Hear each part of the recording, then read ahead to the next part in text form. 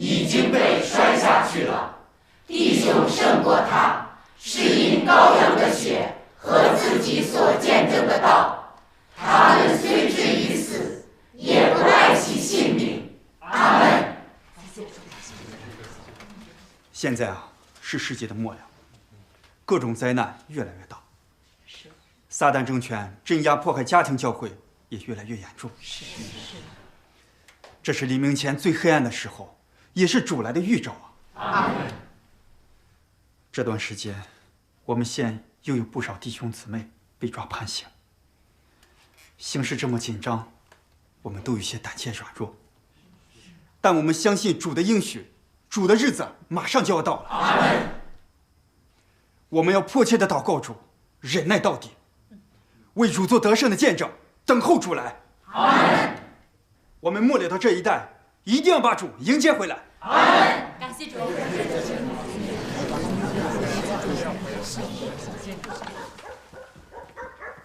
哎呀，警察来了！到没到？都没到！哎呀，没到！快点！这小子，快点！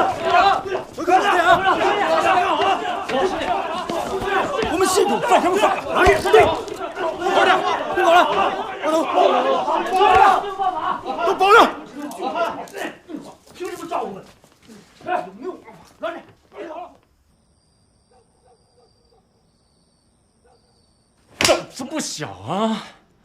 敢上这儿来传教，我让你传！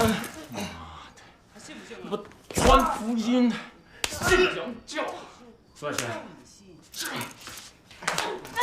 说，圣经从哪儿弄的？信不信？啊？我当然信。他妈的！不能再打了！凭什么这么打人？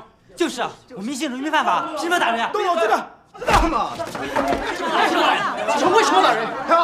为什么？老师，其实我就要打你啊！老子专门打这人的，这还有没有法了？都给我老实点！看什么看？对你们这些信神的，就得这么收拾，都他妈给我老实点！让你信，让你信杨娇啊！让你信杨娇啊！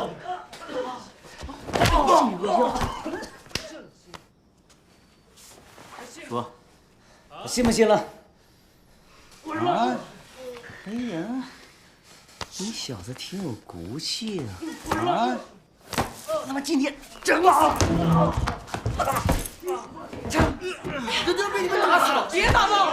别打，还有没有法呀？你们干什么呀？你们也太狠了！打人是不是？我们信主犯什么法了？你们这么打？都给我老实点！凭什么打你？你们警察还有没有人性？你说我呢？想坐牢是不是？啊？犯什么法了？谁想坐牢？啊？都老实点！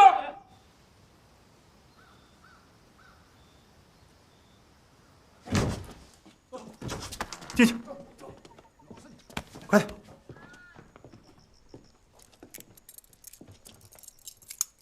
我要回家。回家，等着吧。你妈借钱去了，交不够200块，你就在这待着吧。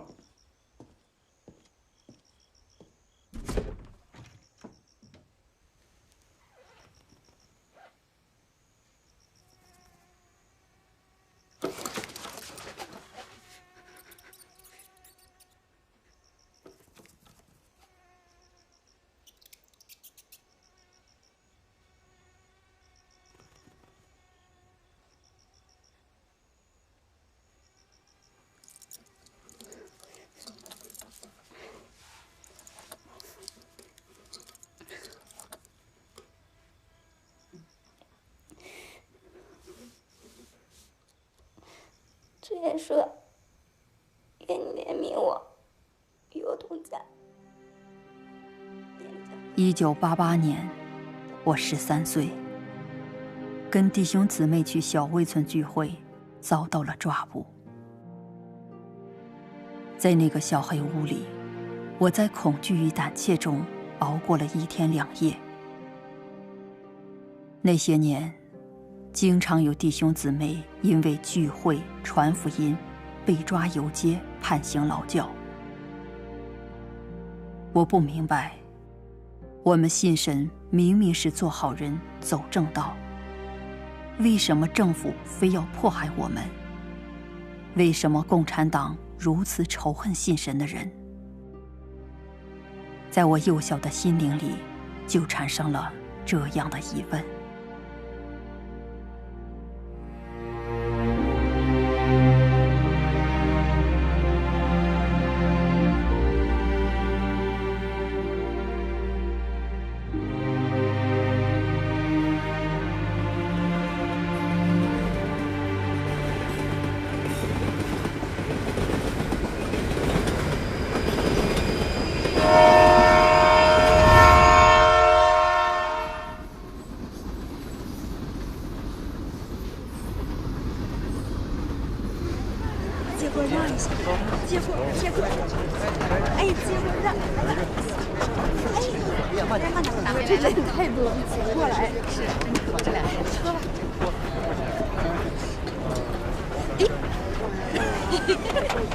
还看呢？快到家了，看你急的，还早着呢。哎呀，快了，真急的。晨曦啊，头回出远门，肯定早想家了。是啊，人不小了，这都出来快2个月了。真是啊，这不又回去？你们说咱这次算不算是满载而归？算，咋不算呢？对呀，是啊，这次收获可真大啊！大伙要是听到这消息啊，肯定高兴坏了，可不是吗？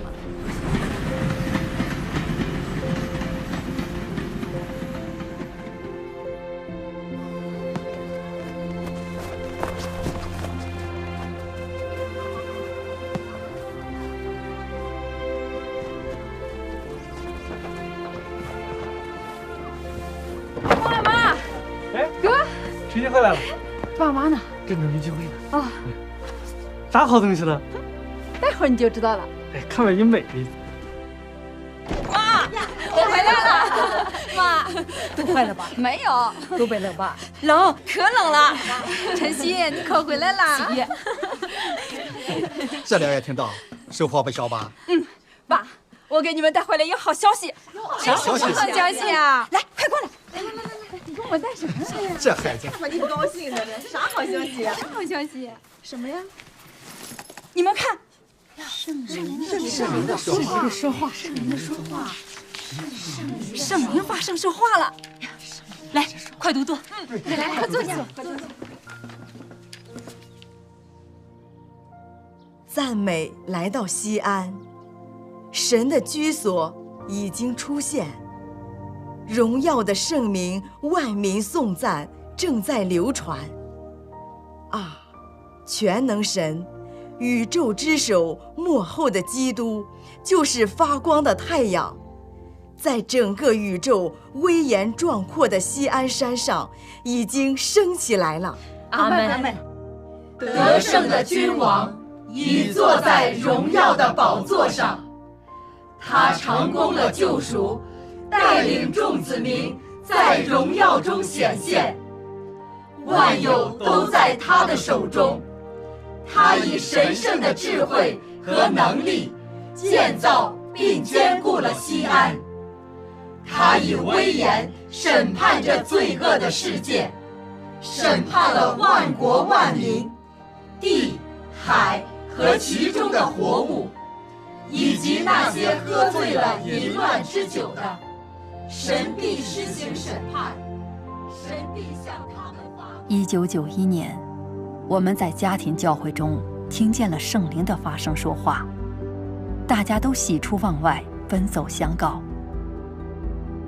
那时候，圣灵的说话1、2天一篇，源源不断。神的话揭示了许多信神的真理和圣经的奥秘，也为我们指明了实行真理、生命进入的路。我们天天阅读神的话，心里特别得供应，得滋润。大家都沉浸在欢喜快乐中。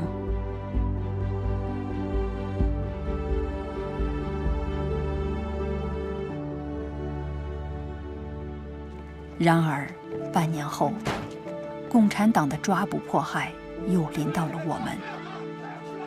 我的父母和哥哥都被抓了。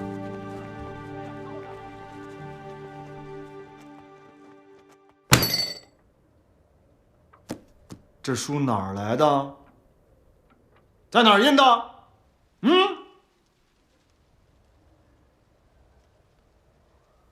都不说是吧？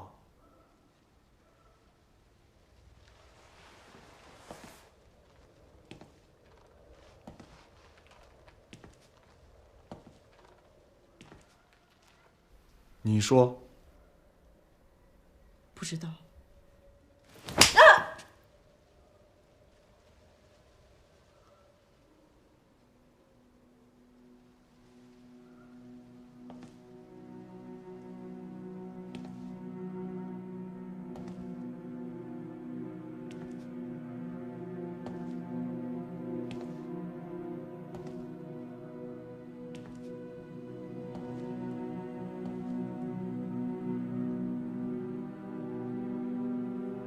是你组织聚会的吧？你说，这书到底哪儿来的？不知道。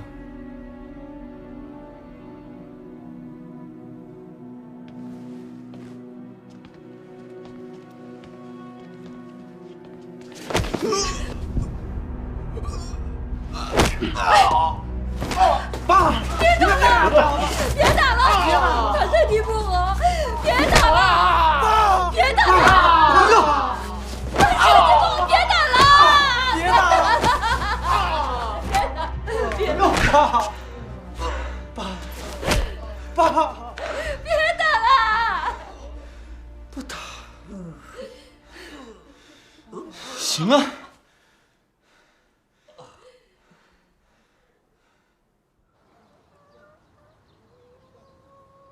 罚600。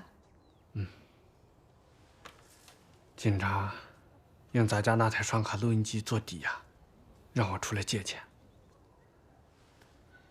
这帮土匪恶霸，这么多钱，上哪借啊？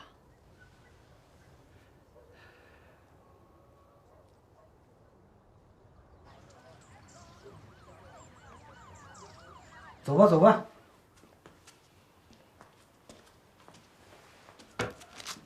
对信神呢，就得狠抓，狠罚。这书的事儿还得查。是。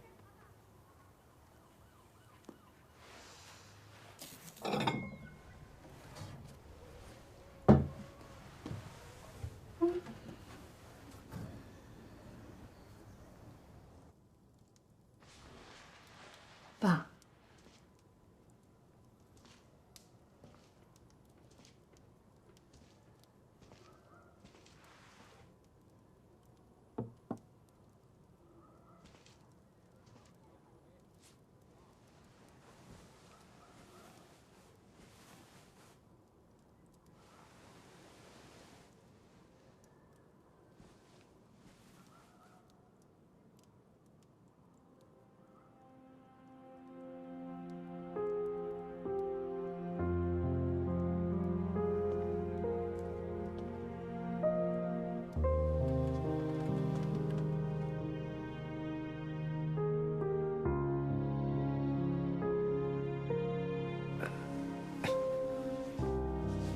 爸，喝点鸡蛋汤吧。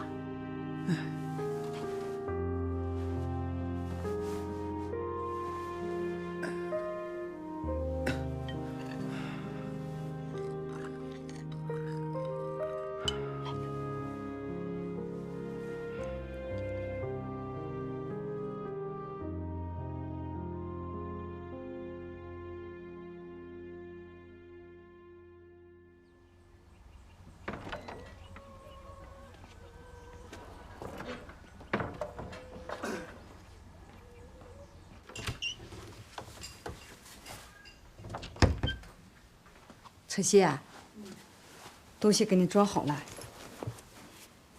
这些日子，警察一直在查宋叔的事儿。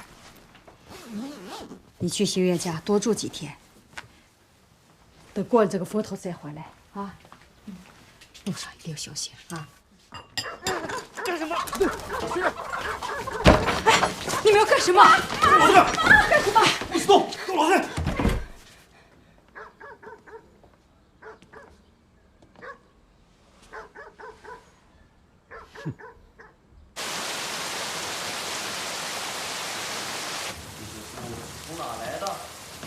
在哪印的？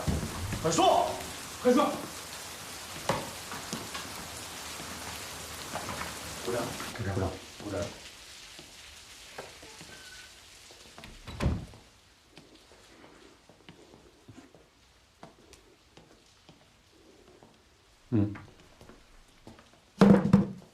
对。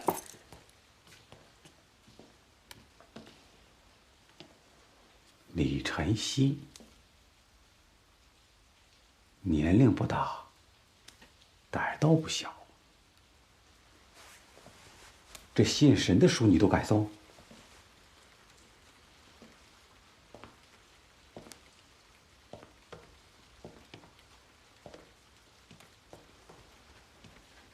你知不知道，国家政府一直严厉打击镇压家庭教会？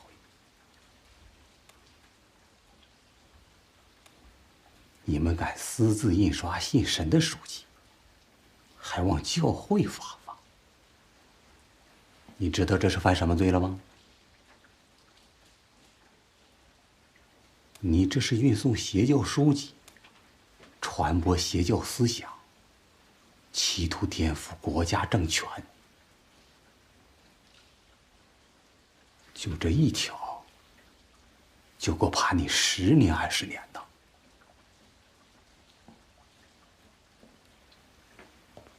赶紧交代，这些书是从哪拿的？快说！你要不交代，罪可就大了。我信神没有犯法，我没什么可交代的。哎呀，他妈的，小小年纪嘴还挺硬啊！我看你是中毒挺深呢。快说，快说！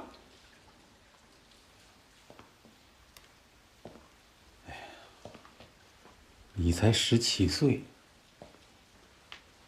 我们呢也不忍心劳教你，只要把你知道的都交代清楚，我就放你回家。怎么样？我们信神就是读神的话，做好人走正道。政府为啥不让我们信，非要抓捕迫害我们？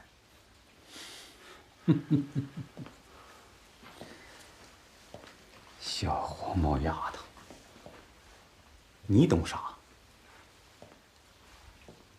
在中国，凡是共产党反对的，就是违法的，懂不懂？你们不信共产党，偏要信神，还到处传福音，搞得信神的人越来越多，信共产党的人越来越少。共产党就得抓你们，取缔你们，这就是共产党的政策，共产党的法。听明白了吗？快说，快说！妈的，不说打死你！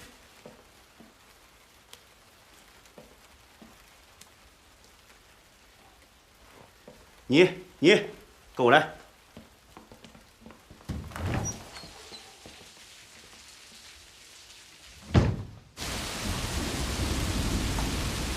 快点，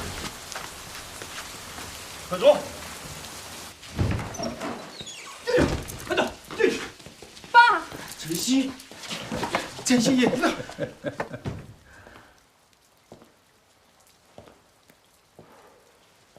再不交代，我们就让你爸交代了。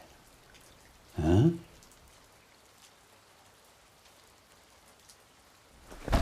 爸，坐这儿。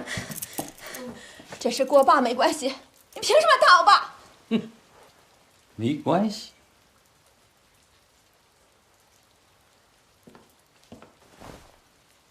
快说，你女儿在哪学的书？这是在哪印的？妈的！爸，不要打了！爸，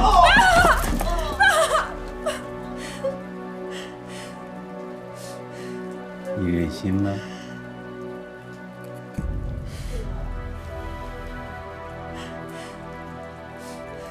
妈的！啊！我去！起来！啊！冲！冲！冲不冲？冲！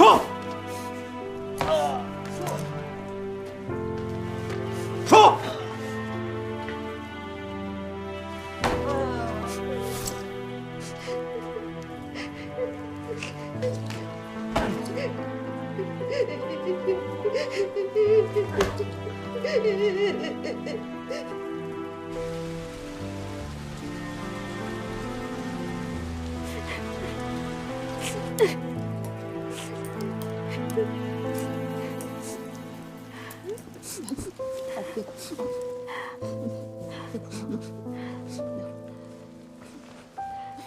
你共产党真他妈不是东西！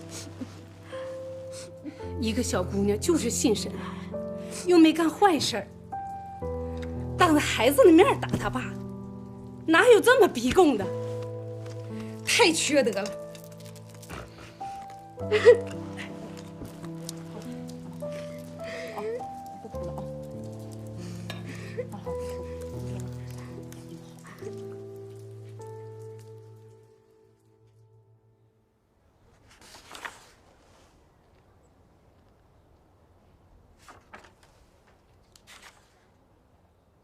你的事儿，我们都已经掌握了。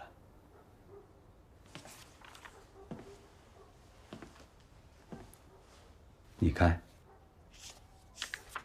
有的人交代完就回家了，你还在这里死扛，你傻呀？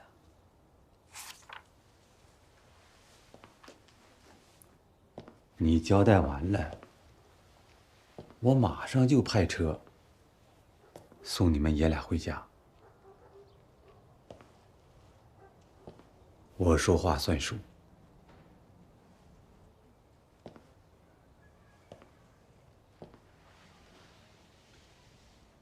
你爸能不能出去，就看你的态度了。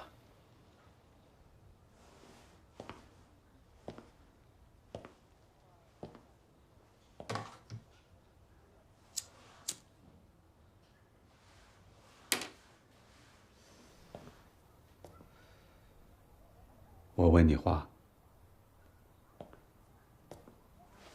你只点头摇头就可以了。你有没有去王家村聚会？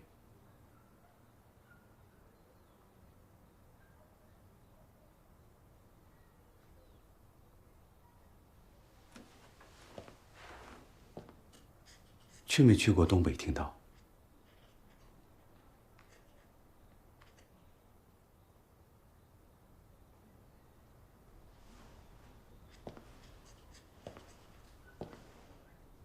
是谁给你们讲的道？这些书是在哪印的？啊？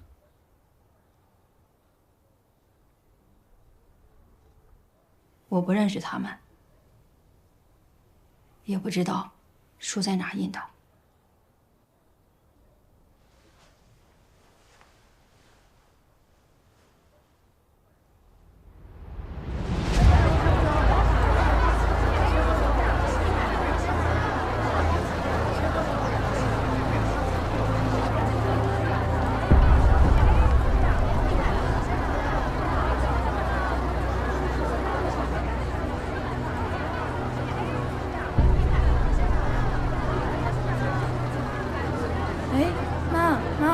我同学，瞎说啥？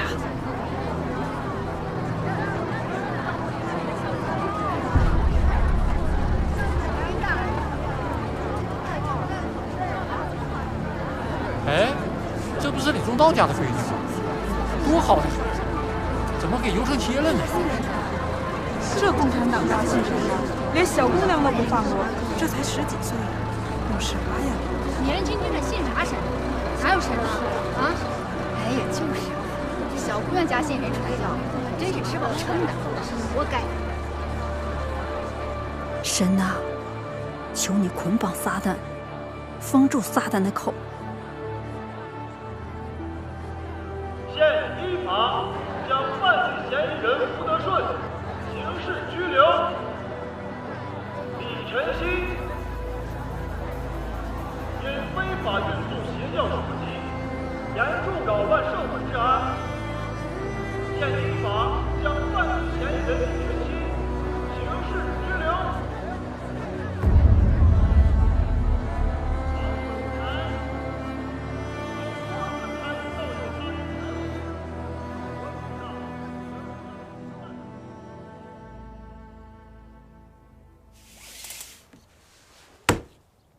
把悔过书写了。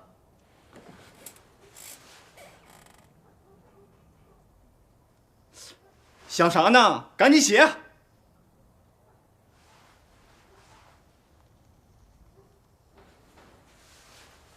不写是吧？啊？非劳教你3年不可。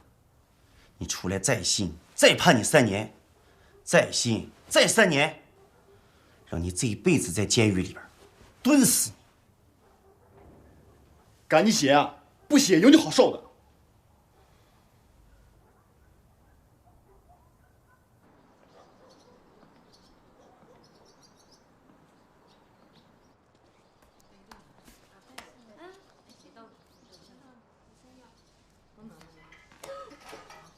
李晨曦，到。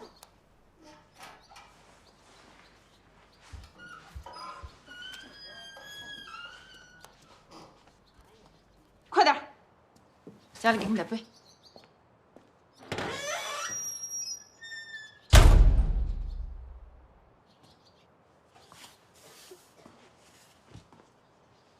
哎，家里给你送被了。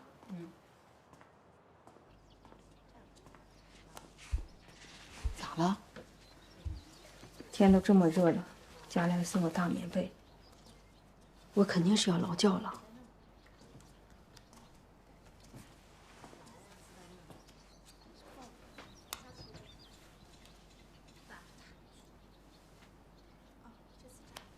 哎，别瞎猜哈，看看这里有没有啥东西。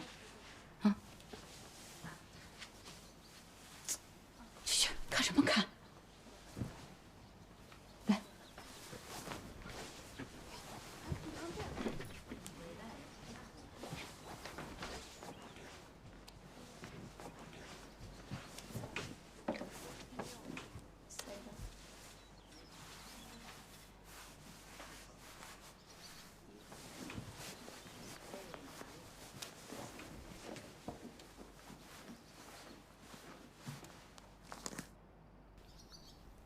快看看！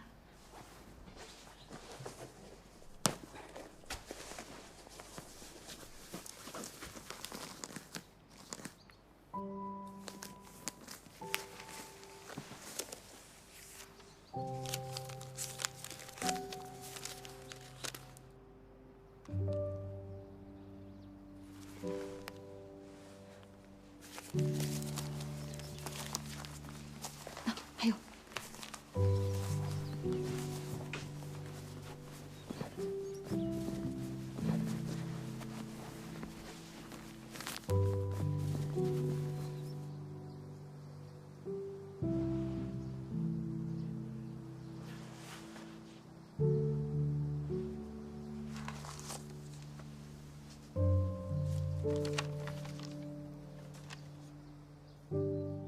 不要灰心，不要软弱。我会向你显明，国度路上不是那么一帆风顺的，哪有那样便宜的事，轻而易举就想得福，不是吗？今天，人人都要有苦的试炼，否则，你们爱我的心不会加强，对我不会有真正的爱。哪怕是一点点的环境，人人都要过关，只不过是程度不同罢了。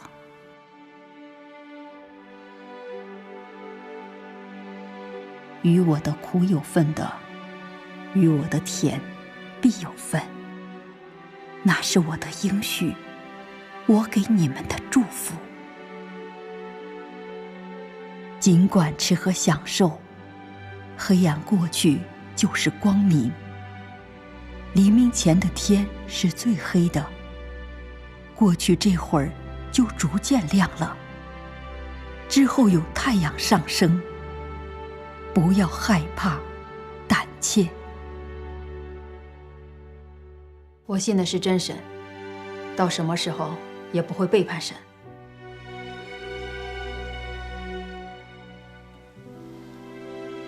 看你人小志不小啊，你就等着劳教吧你啊！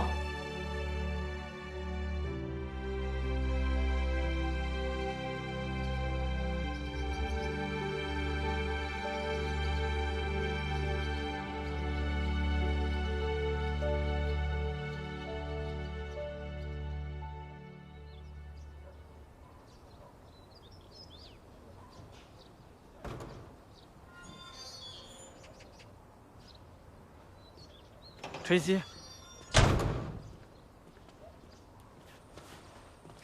哥，咱爸呢？爸先出来了，是咱姑托关系花钱，才把爸和你抱出来，不然就得劳教了。走，回家吧。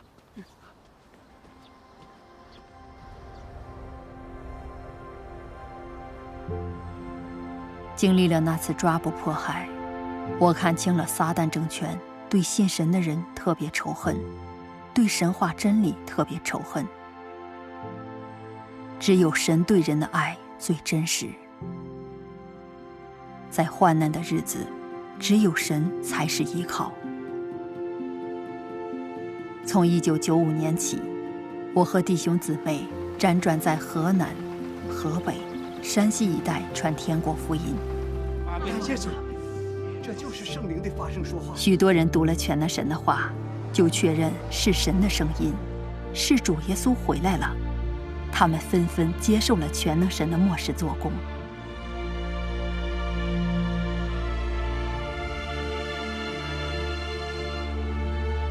咱们只有接受全能神的末世做工，才能蒙拯救进天国。谢谢神的太好了，我们得接受神的末世做工。给我滚！走，赶紧走，再不走报警了。不接受你们的福音，我信主就是信圣经。1996年，共产党在全国范围内展开了严打运动，打击一切所谓的非法犯罪活动。家庭教会，尤其是全能神教会，遭到了大抓捕。你女儿呢？那一年，警察又去家里抓我。从那以后，我就不敢再回家了。面对共产党的镇压、抓捕，我心里有些胆怯、害怕。我们祷告依靠神，在神话语的激励下，一直坚持传福音、尽本分。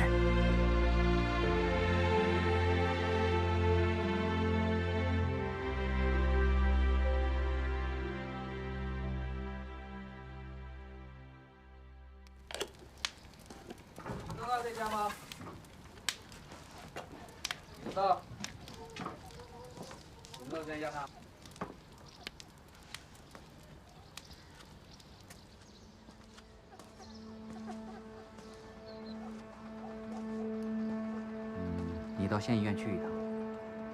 去县医院干啥？去太平间认尸。认尸？认尸？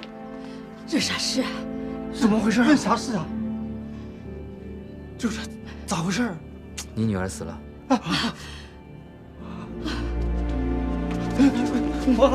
妈。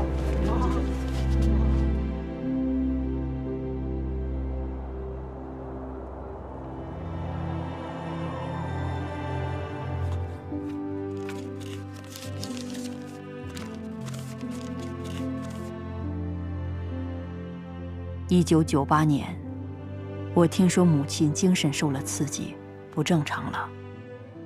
我很想回家看看。但因着共产党的抓捕，一直没敢回去。直到2004年，我路过家乡，才冒险回了趟家。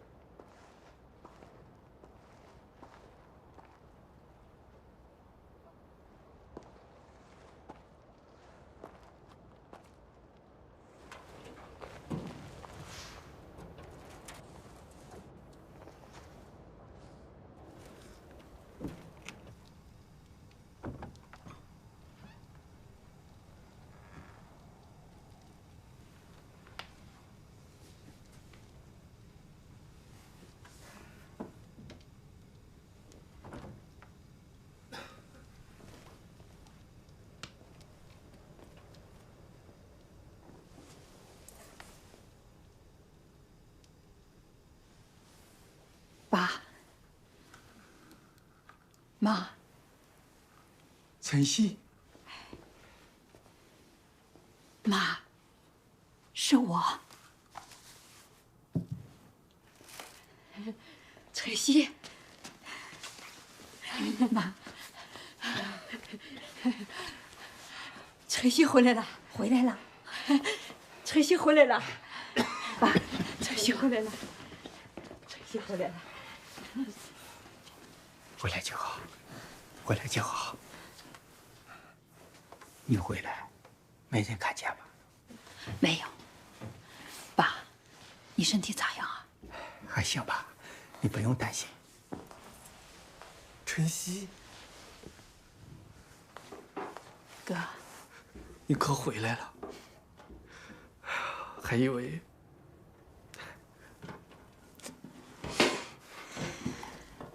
妈，你找啥呢？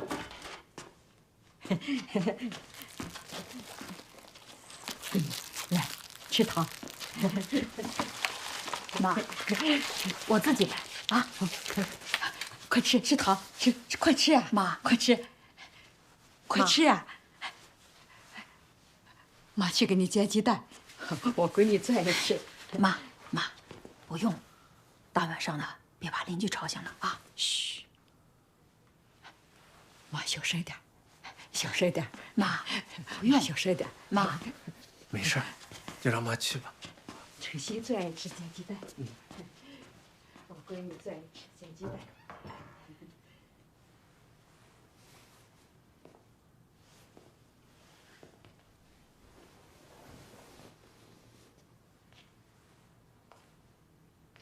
爸，我妈怎么这样了？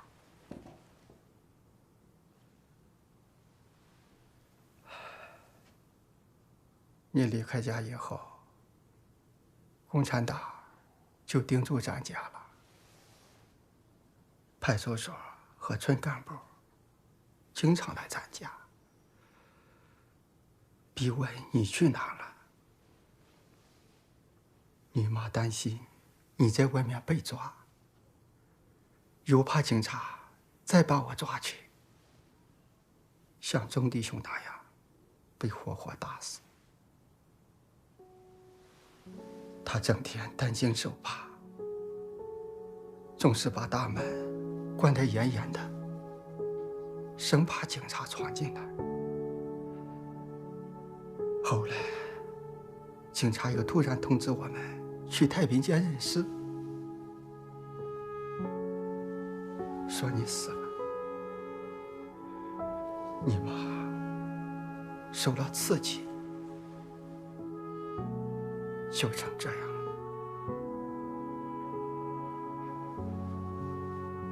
咱们一家人现身，多好啊！没想到，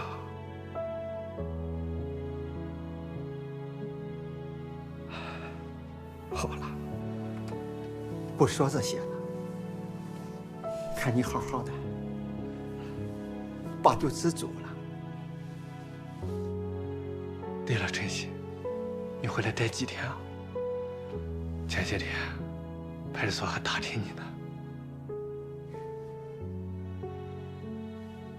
我回来看看你们，天不亮就走。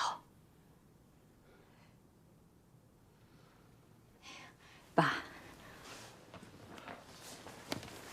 我给你给我妈买了一些衣服。这些干啥？你试试，看合适不合适。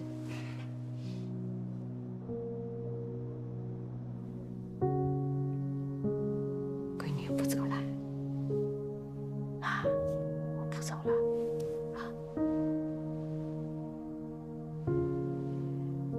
晨曦不走了。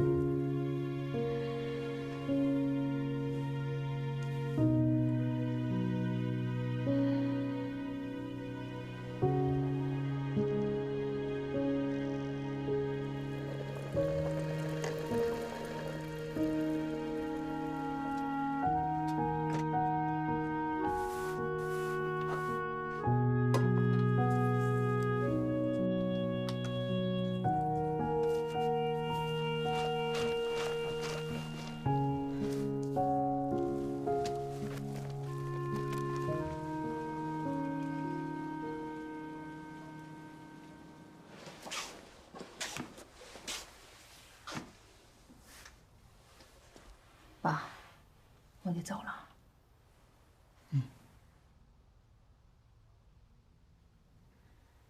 教会里传福音很忙，还有那么多人不知道神已经回来了。我不能因为家里的困难，就放弃传福音的本分，那是对神不忠啊。在外传福音要小心，多祷告依靠神，注意安全。警察还在抓你，跟你走吧。你放心吧，家里有我呢。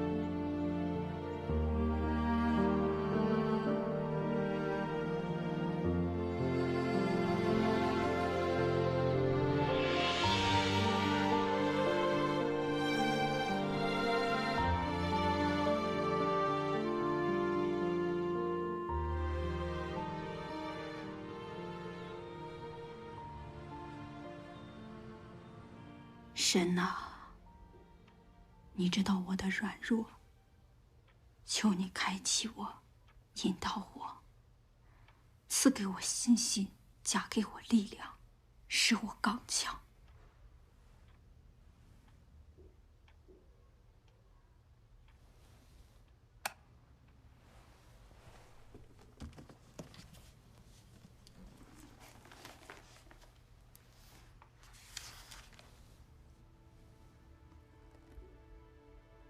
以前，人都在神面前立下过心志，说：谁不爱神，我也得爱神。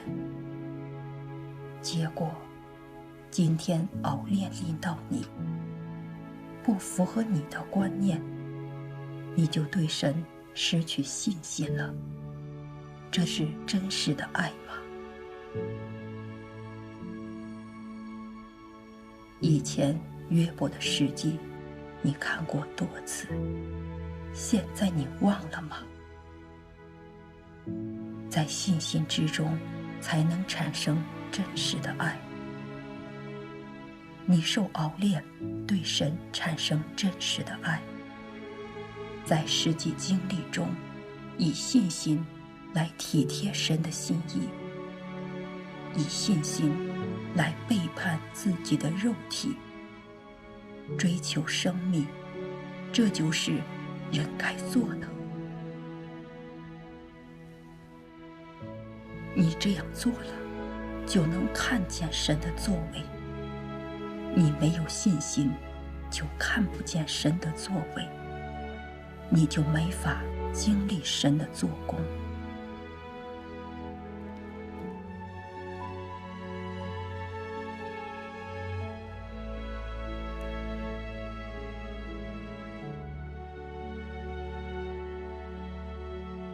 在这部工作当中，需我们极大的信心，需我们极大的爱心，稍不小心就会失脚。因为这部工作不同以往的任何一部工作，神成全的就是人的信心，既看不见又摸不着。神做的就是话语成为信心，话语成为爱心，话语成为生命，达到人都百经熬炼，具备高于约伯的信心，需要人都受极大的痛苦，百般的折磨，不论何时都不离开神。当人都顺服至死，对神有极大的信心，神的这一步工作就算结束了。阿门，阿门。谢谢。还是神的话能供应人，是人随时的帮助啊。咱们读神的话，心里就亮堂，就有力量了。是，神的话真好。是是。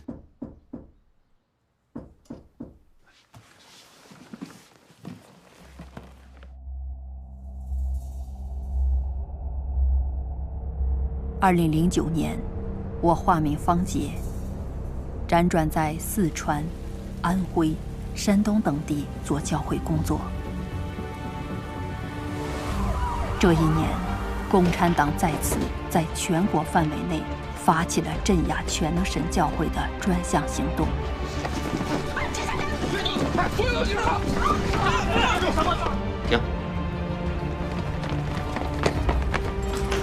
你们干什么？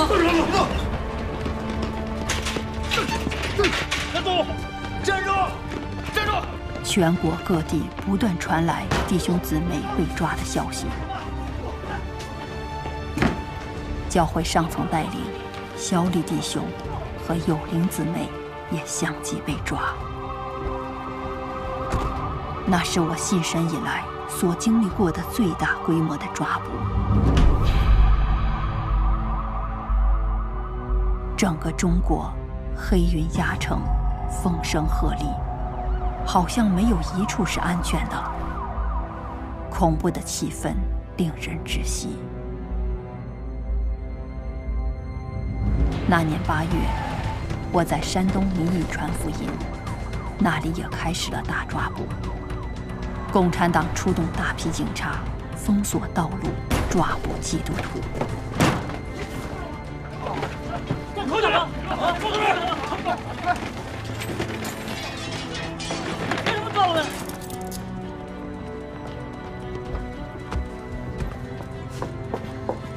赶紧走！妻子梅他们都被抓了，快！晚了就出不了城了，快！情况发生的太突然，我不知道该去哪。山东、江苏正在大抓捕，河南是共产党重点抓捕地区。听说云南、贵州、四川的形势也很紧张。我想到了一个唯一能去的地方。例行检查，把身份证拿出来。你身份证。你身份证。身份证。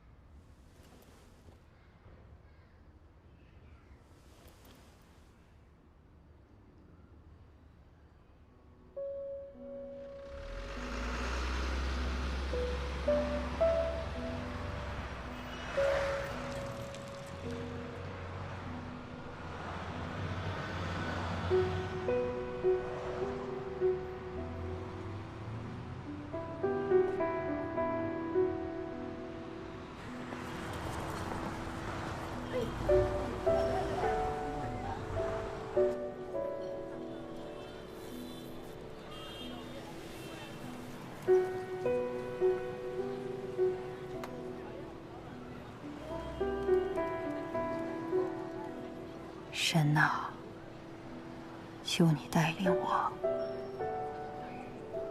我现在该去哪儿呢？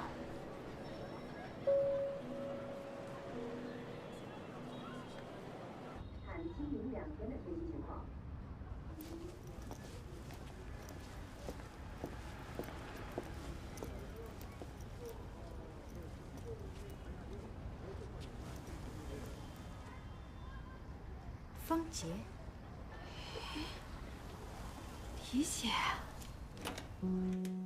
来，快进来。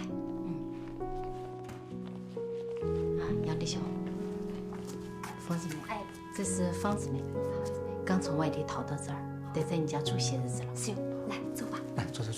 先安心在这儿住下。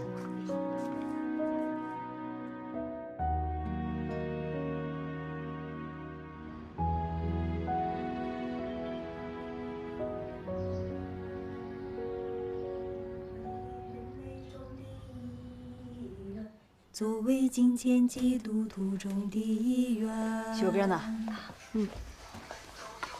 方姊妹，你下午帮我把这个捎给刘姊妹，让她尽快转到徐州。好。学会了吗？快了，咱一起唱吧。行。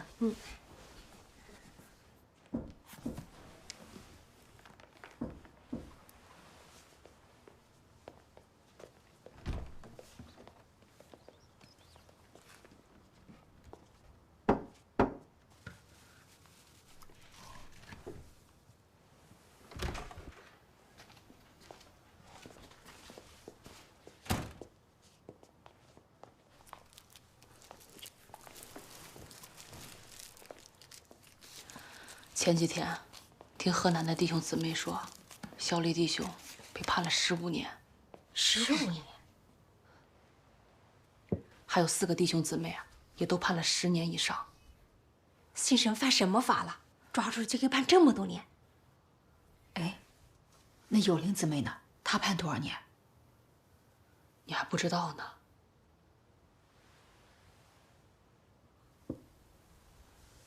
有灵姊妹被警察打死了。打死了？姊妹被抓5天啊，就被警察给折磨死了。她丈夫看她身上有殴打的伤痕，可警察还死不承认，硬说姊妹是突发心脏病猝死的，说身上的伤是死后出现的。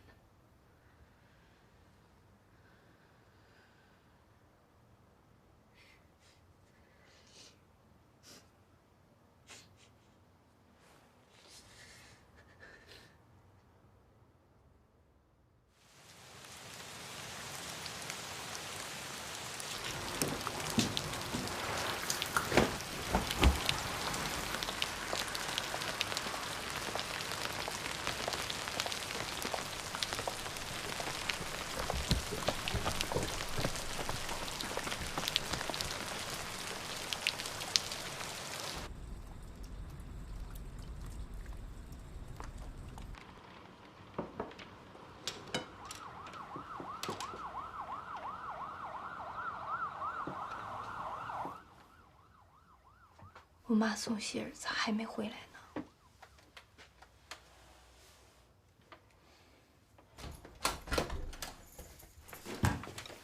妈，王姊妹，刚才回来的时候有人跟踪我，甩掉了吗？甩掉了。这里啊不安全了，咱们得赶紧搬呢。先去我妹家的老房子躲躲吧。行，好，快收拾东西。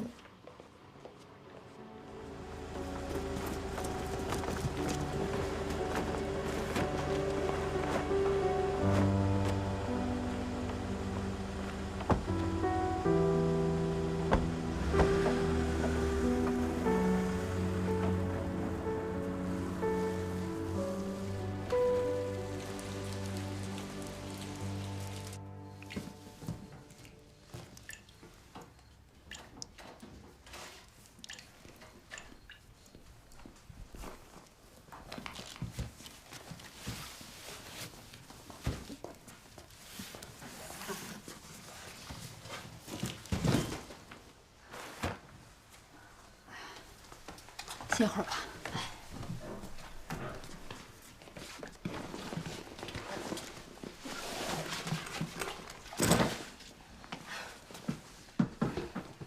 这一年都搬多少次家了呀？这搬家也有功课学呀，咱跟随神就得受得了。这一天到晚提心吊胆，我现在一听见门外有动静，心就直突突，就怕警察闯进来。晚上做梦都被警察追。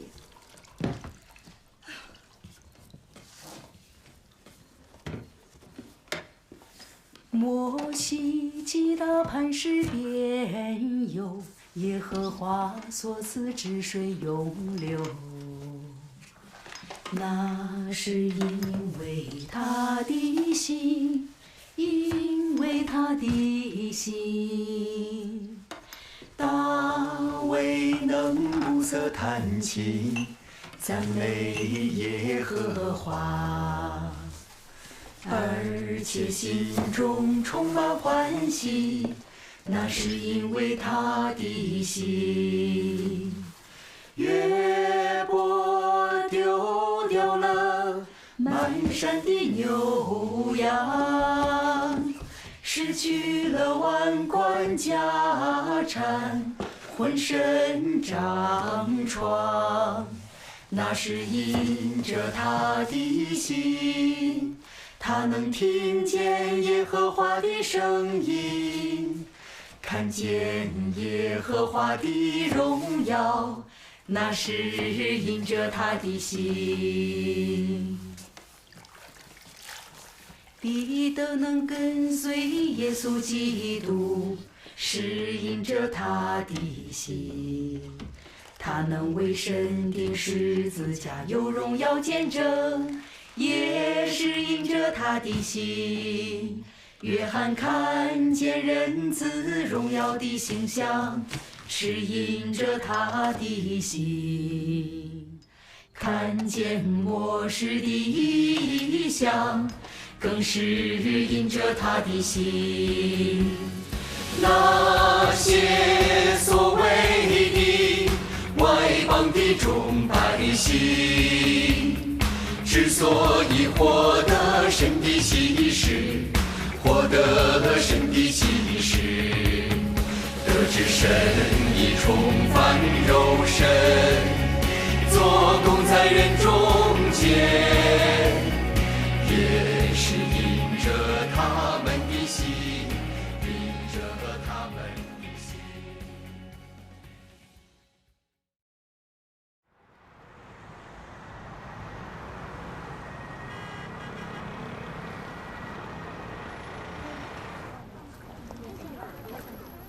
2012年，共产党再次对全能神教会展开大抓捕。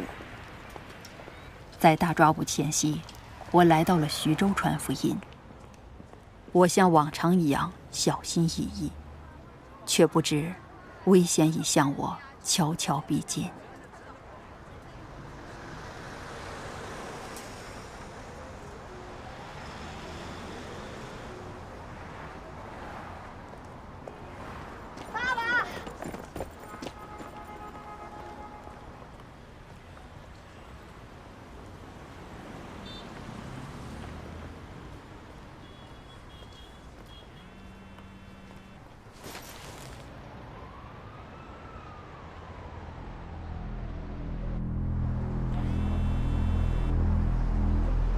喂，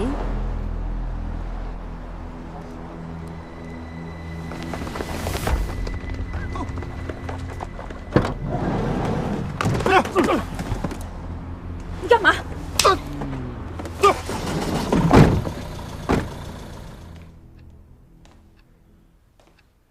蹲好了！我再问你一遍，你到底是不是方杰？是不是教务带领？你以为我们什么都不知道？你们印的书都被我们查抄了，你就是负责人。起来！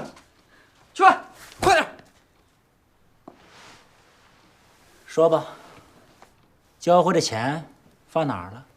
啊？你的上层带领是谁？说不说？啊？说不说？说不说？说不说？说不说？啊？说不说？说不说？说不说？说不说？那你先告诉我，你姓什么，叫什么？你问这干什么？你们这样审讯我，难道我就没有权利知道你的姓名吗？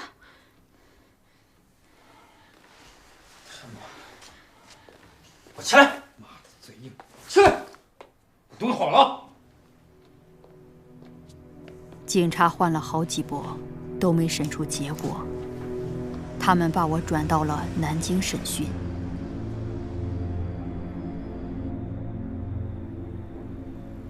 你到底是不是王姐？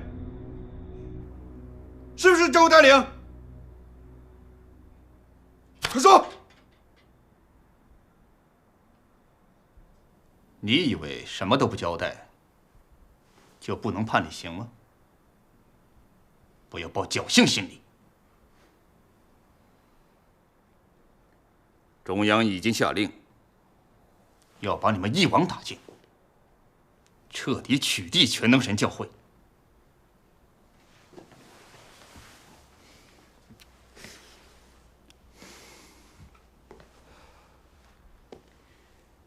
你这么死心塌地的信神，被抓坐牢不说，弄不好把命都丢了，这值吗？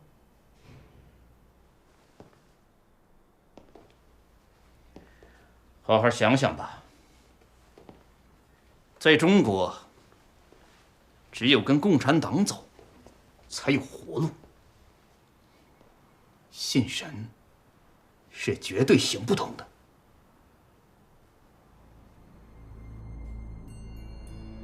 从被抓后，警察就没让我合过眼，也不给我饭吃。连续3天3夜的折磨让我精疲力尽，胸口像压了一块大石头，喘不过气来。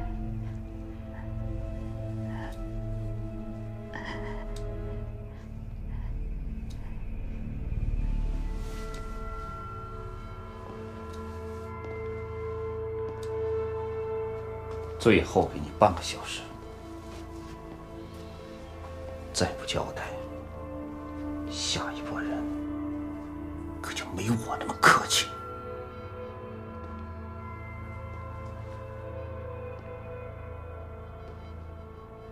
现在是2点半，我等你到3点。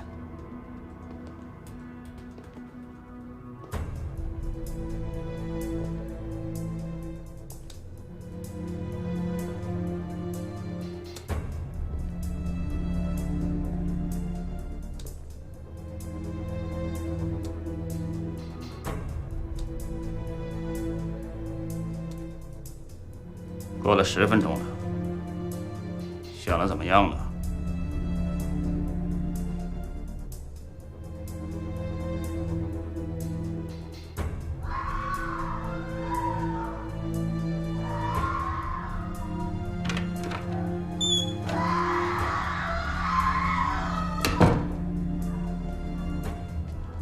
交代了吗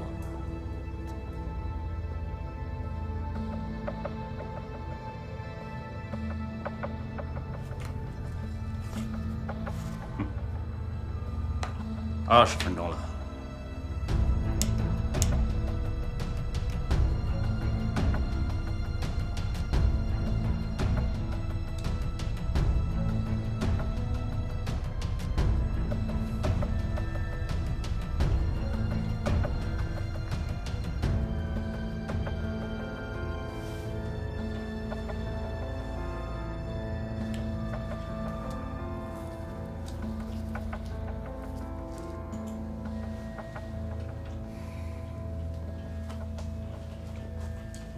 还有5分钟了。你可想好了，别说我没给你机会。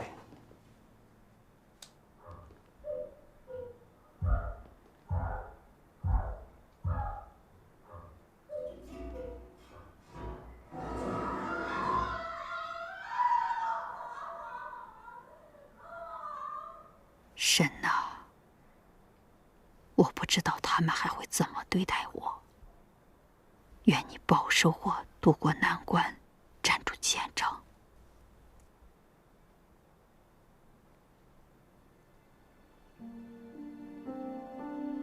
这是考验你的时候，能否献上忠心？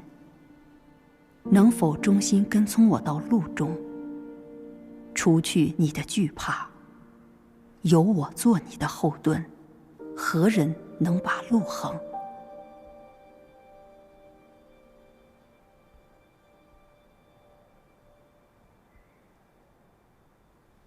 怎么样，想好了没有？我没有犯法，没什么可交代的。他妈的，嘴还挺硬啊！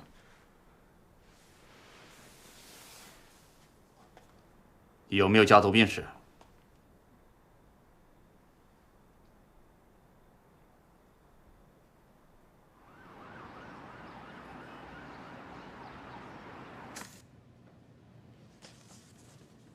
他这心脏病挺严重啊，这我们可不能收。没事，就关1星期，死不了。进去。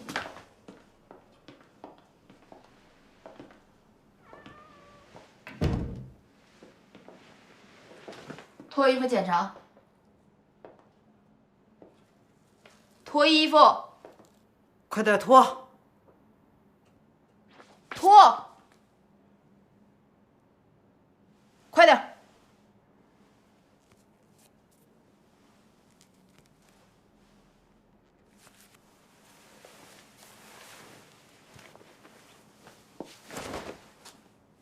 都脱了，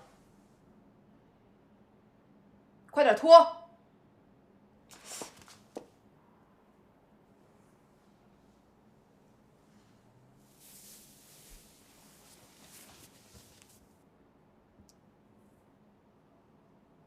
脱光！听见没有？帮你啊，快！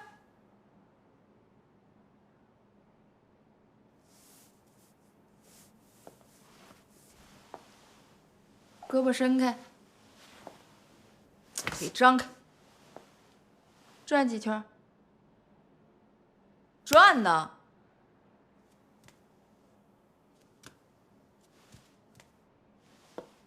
腿岔开，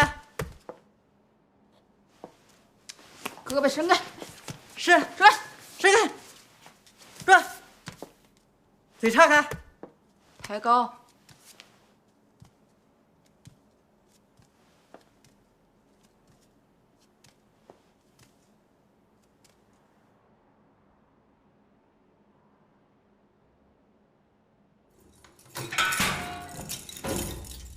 进去，进去。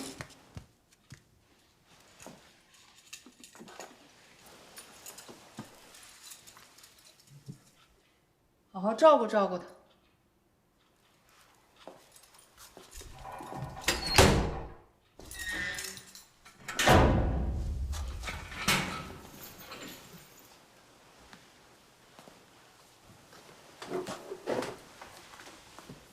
犯什么事儿了？你啥进来的？心神。心神。心神。神在哪儿呢？就是。神在哪儿呢？把衣服脱了。干什么？检查。刚才检查过了。还得检查。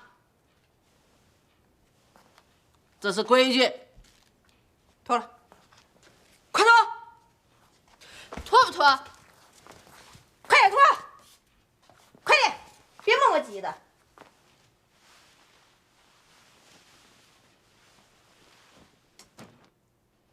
你他妈动作快一点！都脱了，脱光。到这儿了，你他妈还装什么清纯？快点！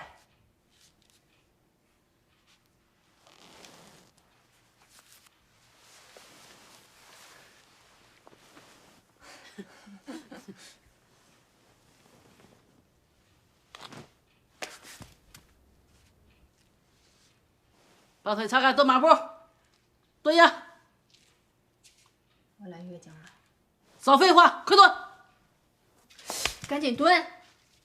快点！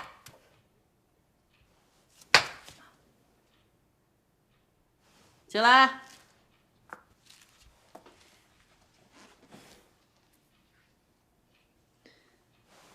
对。起来！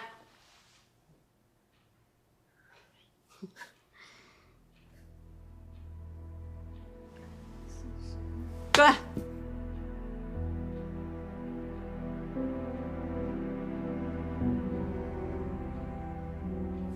起来。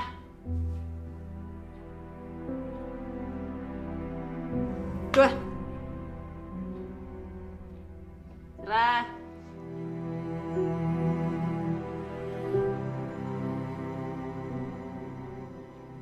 对。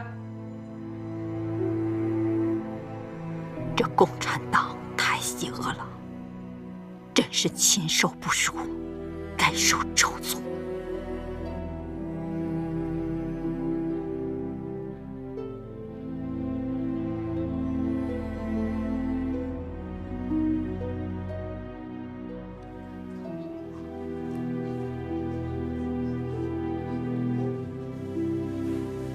能不能借我点卫生纸啊？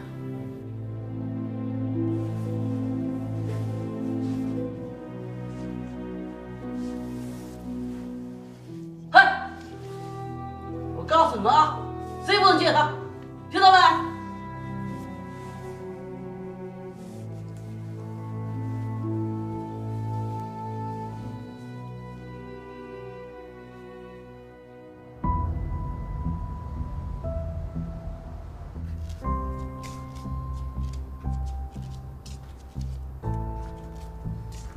来，起来，该你值班了，快点。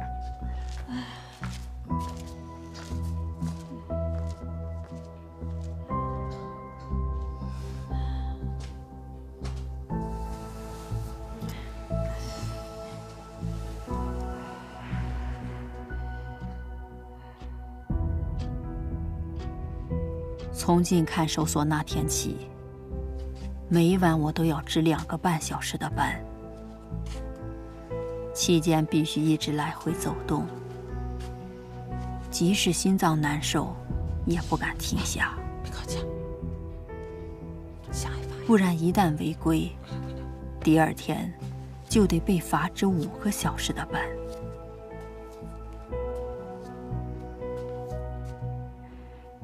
在这里，我才真实体会到什么叫度日如年。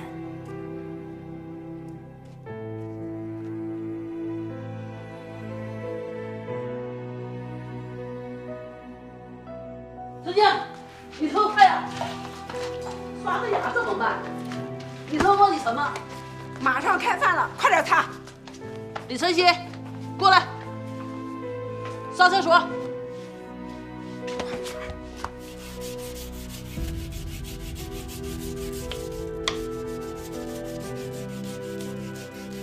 你这怎么刷呢？把胳膊伸进去，刷干净点儿，往下，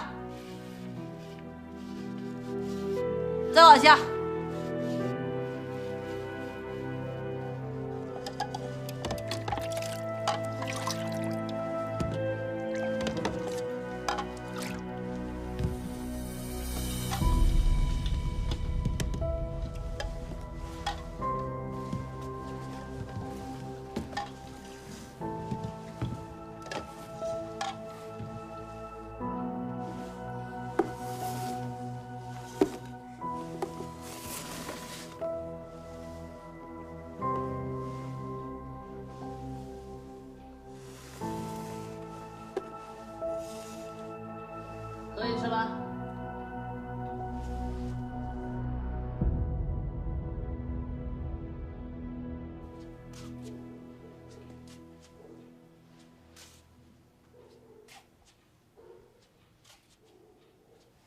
报告，上厕所。报告，我也上。还有没有要上厕所的？我要上。你先去。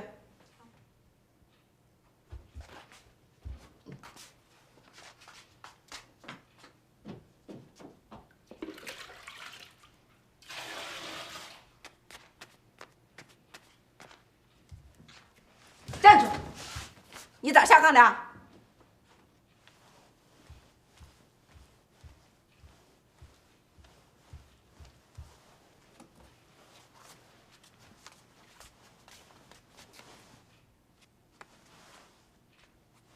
到点了，下次再上，回去。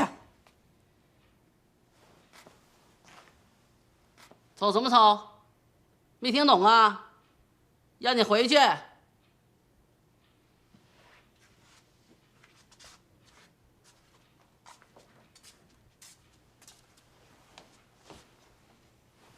回来。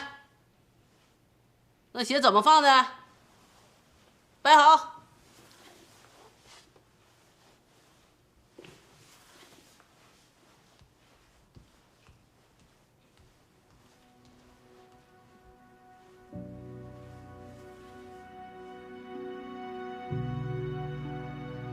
在这里，没有丝毫的自由与尊严。怎么做，怎么走，怎么上下炕都有规矩。报告，上厕所。憋着。甚至，连上厕所这样最基本的人权，都受到严格的限制。哎呀，孙静尿裤子了！哎呀妈呀，这么大一个！孙静，你他妈有病啊你！赶紧擦干净，快点儿！谁让你往炕尿的？快点擦！你他妈傻呀！你脑子有病啊！哭什么哭？快点儿！因着无法忍受监狱里长期的折磨和虐待，有的犯人被逼疯了。真疯是假疯？装的，真疯了。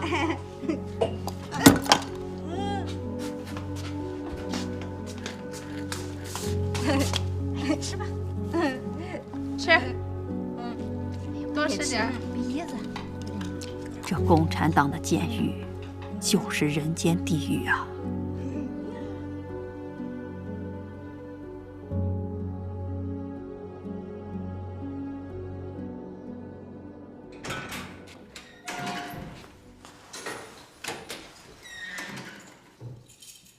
李晨曦，上厕所呢。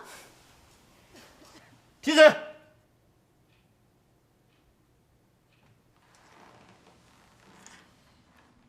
李晨曦，你家里的情况我们都查清楚了，你到底是不是方杰？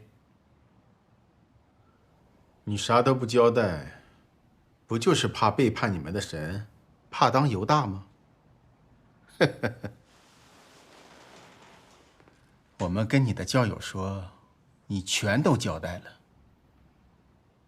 你就是做完监出去，你们教会也不要你了，你哪头也得不着。你这可是特殊案件，我们可以无限期羁押，想关你多久，就关你多久。回去好好想想吧。被关进看守所的前3个月，警察经常提审我，有时从早一直审到晚。面对警察不断的威逼利诱，我的精神高度紧张，时常感到心慌、胸闷，心脏有时也会疼痛。除了提审，每天还要被迫观看歌颂共产党的电视节目，谈心得体会。对我来说，李晨曦，这又是一种煎熬。看完18大，说说你的心得体会。我没啥好说的，必须得说。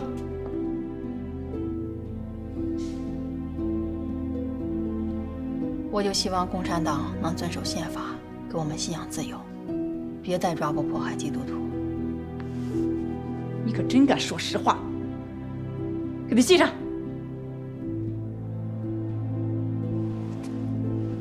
下一个。入冬以后，天气一天比一天冷，监视里的日子更难熬了。哎呀，太冷了！快点了，太凉了！别磨磨唧唧的，赶紧的，冻死人了！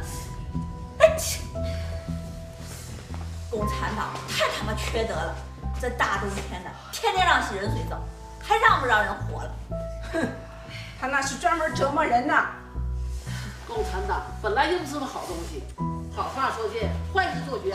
你快点，赶紧出去，别磨叽。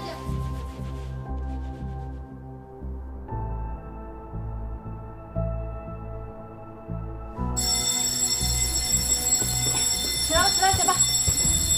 快点！这么潮呢！妈呀，这都拧出水来了，你看。哎呀，这真不是人待的地儿。在这样恶劣的环境里，我的身体越来越差，风湿病、心脏病越来越严重，浑身酸痛疲乏，总想躺下。可真到睡觉的时候，又很害怕，因为一旦躺下，就像受刑一样，挤得连动都不能动一下。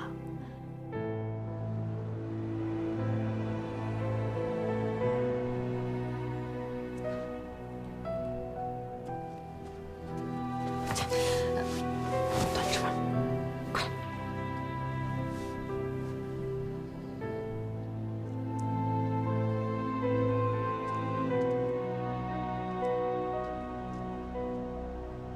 寒冷、困倦，加上病痛的折磨，我每挪一步都很艰难，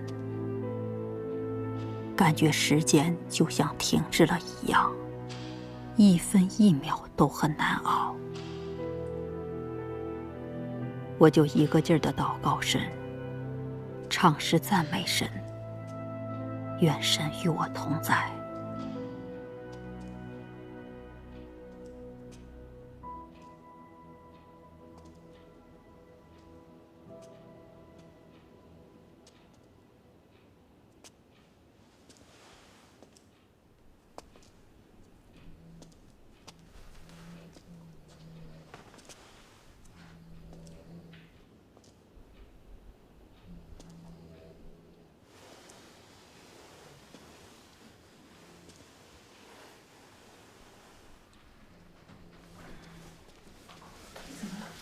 是吧？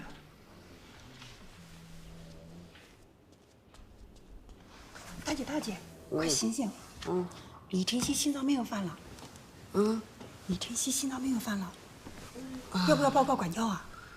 哎呀，报管教也没用，你自己班去。哎呀。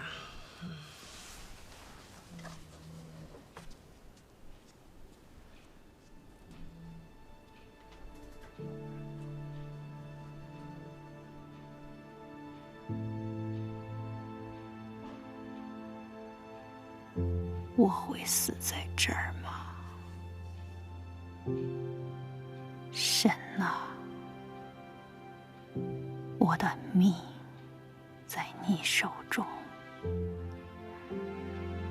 如果我不能活着出去，我也感谢赞美你，能因着见证你而献出生命。我无怨无悔，我这辈子也值了。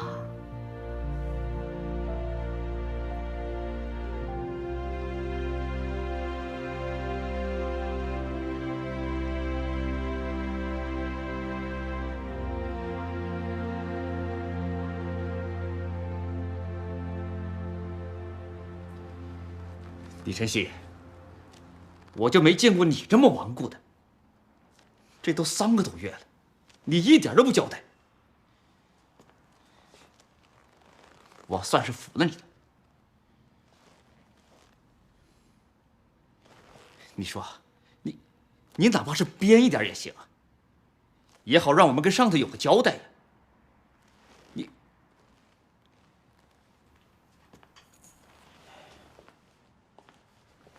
我就不明白了，国家这么严厉镇压打击信全能神的，你们信神怎么还那么大劲儿啊？你们撇家舍业啊，死心塌地的信神，各处逃亡，有家难归，又没工资又没奖金，你们到底图个啥呀？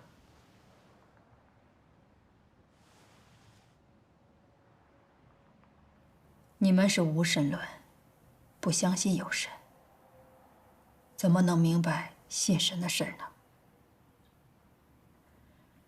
你们看重的是金钱，是名利地位。可有钱有地位，就真有平安吗？我看有钱有地位的人更痛苦，整天琢磨着升官发财、整人治人。不知哪天被坐牢、被自杀、身败名裂。这就是善有善报，恶有恶报。这个世界太黑暗邪恶了。主耶稣说：“天国近了，你们应当悔改。”现在灾难越来越大。如果不信神，不悔改，都得落在灾难中受惩罚而死。全能神来发表真理，洁净人类，拯救人类脱离灾难，进入神的国。这是多好的事儿啊！我们传福音见证神，就是为了让更多的人接受神的末世做工，得着神的救恩，在天国里有份。这有什么不对？你们为什么老镇压迫害我们呢？你们不是为人民服务的政党吗？为什么老跟信神的人过不去呢？李振兴，你少废话，还给我们讲起道了，真是个顽固不化的神话分子。李晨曦，你说你父母都这么大岁数了，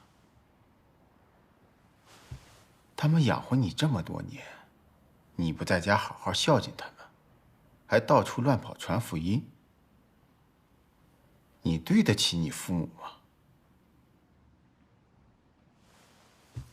你想没想过，你要是判个10年20年的，这辈子恐怕再也见不到他们了。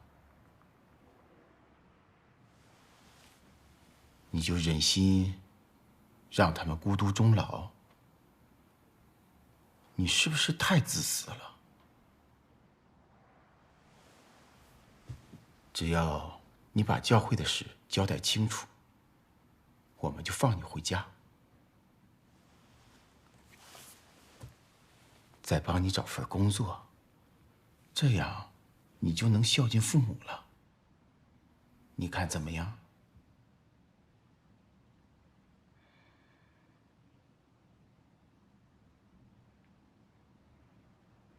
？13岁那年，我因参加聚会被抓，警察把我关在小黑屋里1天2夜。如果不是主与我同在，我真不知怎么熬过那1天2夜的。17岁那年，我们全家因信神都被抓了。警察轮番审问逼供，我父亲的一只眼睛差点被打瞎了。为了逼我交代教会信息，警察当着我的面毒打我的父亲。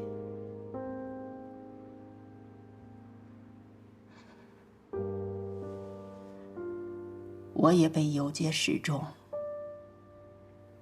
面对成千上万人的讥笑、辱骂。若不是神家给我力量，我一个未成年的女孩子，哪能承受得了那么大的羞辱与打击呢？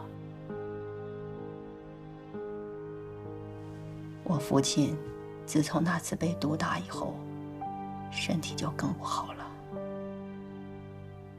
家里的日子越来越苦，只能勉强维持生计。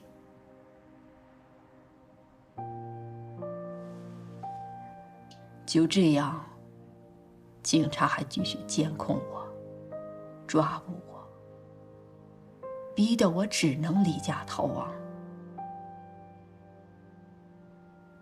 全家人也天天活在恐惧中，家里的日子彻底被毁了。23岁那年，当地派出所到我家里谎报消息，说我死了，让我家人到太平间认尸。我母亲再也经受不住打击，精神受了刺激。打那以后，整个人像换了个人，糊涂一阵，清醒一阵。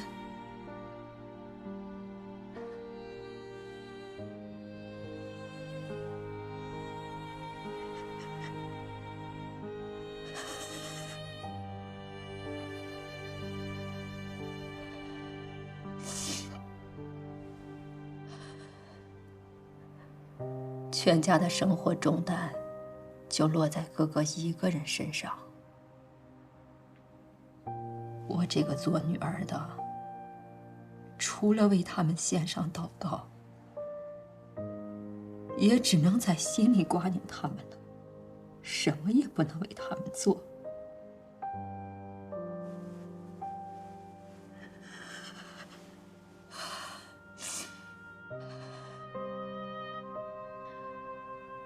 当地政府、警察常年对我家盯梢，逢年过节也不落下，不就是想抓我吗？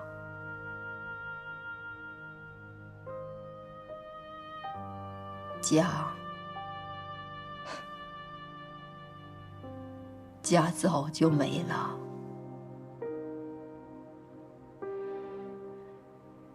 这么多年，我有家难归。若不是神带领我、保守我、加给我信心，若不是神家的弟兄姊妹接待我，我早就不知。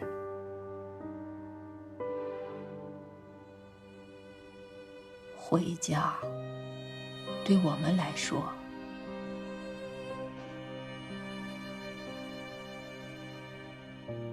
那只是一种奢望了。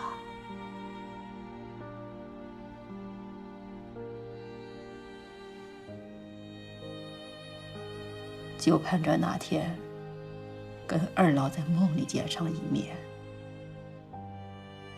我就知足了。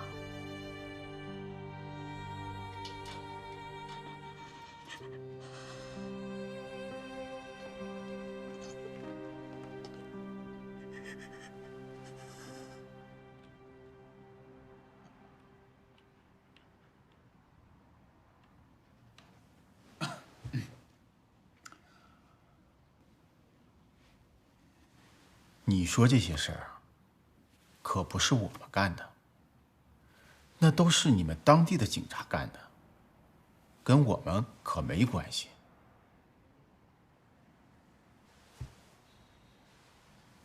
对你的遭遇啊，我们也很同情。但共产党就是这个政策，我们也没办法。你还想像文化大革命那样给你平反呢？我知道，信全能神的人都挺善良，都是好人。我们跟你们也没有私人恩怨。你要恨，就恨共产党吧。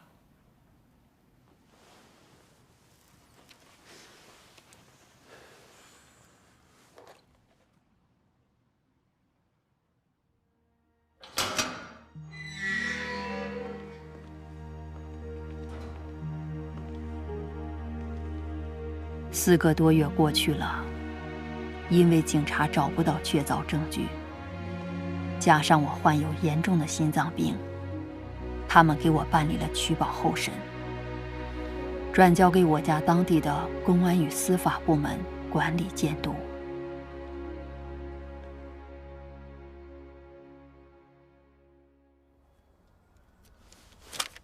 李晨曦，回去之后第一时间给我打电话。听见没有？你的案子还没完。我们一旦掌握你在教会的真实身份，都做了哪些事，还要抓捕你，你就是逃到天涯海角，也要把你抓回来。走吧。走。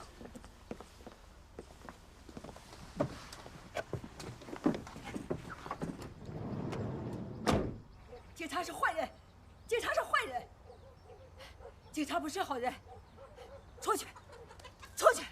警察是坏人，出去，出去！警察是坏人，出去，出去，出去！李晨曦，你别以为取保候审就没事儿了，你可是我们市重中之重的监管对象。以后啊，你每个月都要定期到派出所报到，绝对不许你在信神聚会传教，也不许接触信神的人，不许出远门。难道我连一点人身自由都没有吗？你还想要自由啊？对你这种神话分子就得严加看管。以后我隔三差五就来看看你，要是让我们知道你还偷摸的信神传教，抓住之后至少判你10年8年，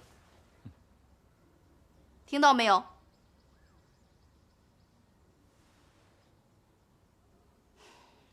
给他拍张照。嗯。拍照干啥呀？拍照呀！咱走到哪都能找着你。呀！你们也要配合政府看住他。啊，发现他还信神传教，赶紧举报。好。看住他啊！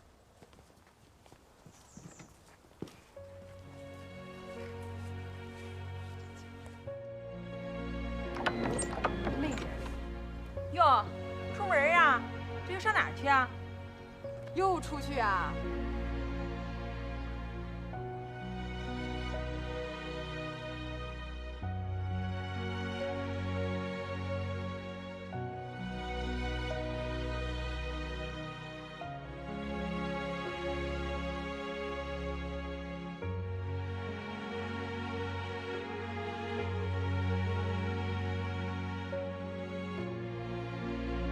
全能神啊，你知道我现在的处境，不能聚会，也不能传福音。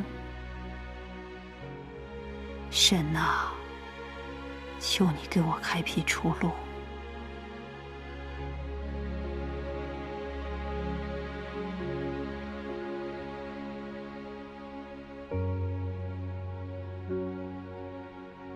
现在白云区有几个宗教人要考察真道，要看一看全能神发表的话，咱们得派2个人过去啊。听说前几天有几个弟兄姊妹去那边传福音，宗教牧师给报警了。这次一定要小心，得派2个有智慧的人过去才行啊。王弟和周姊妹他们都被抓了，快，你们赶紧走。2013年，我在广东省传福音，又遭遇了共产党的大抓捕。仅9月25日那天晚上，教会就有近200人被抓。2014年，共产党在全国展开了疯狂镇压、打击全能神教会的百日会战行动，出动大量的公安、武警和正规部队，全面镇压抓捕基督徒。许多弟兄姊妹被抓，有的被判刑，有的被活活打死，有的被摘除器官。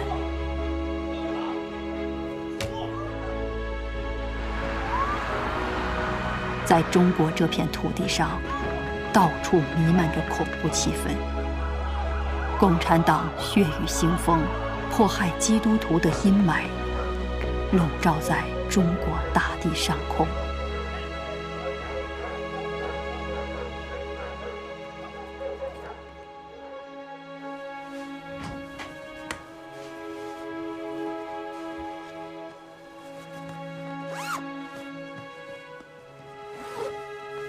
走吧。